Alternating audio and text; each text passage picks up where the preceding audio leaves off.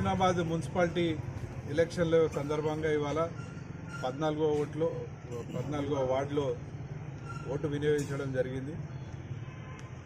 ఎక్కడ చూసినా కూడా హుస్నాబాద్ పట్టణంలో కాంగ్రెస్ పార్టీకి బ్రహ్మరథం బట్టి పొన్నం ప్రభాకర్ అన్న గారి నాయకత్వంలో ఈ మున్సిపాలిటీని అభివృద్ధి దిశలో పరిగెత్తే విధంగా ఏదైతే జోడెద్దుల సిద్ధాంతం ప్రకారం రాష్ట్రంలో ముఖ్యమంత్రి రేవంత్ రెడ్డి గారి నాయకత్వంలో ఇక్కడ స్థానికంగా మంత్రివర్యులు పెద్దలు పొన్నం ప్రభాకర్ గారి నాయకత్వంలో కాంగ్రెస్ పార్టీ జెండా ఖచ్చితంగా మున్సిపాలిటీపై రెపరెపలాడనున్నది 2 రోజుల్లోనే.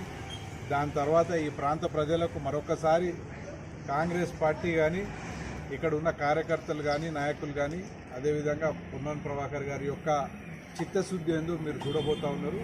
ఈ పట్టణం త్వరలోనే పెద్ద ఎత్తున పురోగతి చెంది మరి ఏ వాడలో చూసినా ఎక్కడ చూసినా కూడా అభివృద్ధి అనేది కళ్ళకు కట్టినట్టు కనిపించే విధంగా చేసే బాధ్యత ప్రతి కాంగ్రెస్ కార్యకర్త నాయకుని పైన ఉన్నది.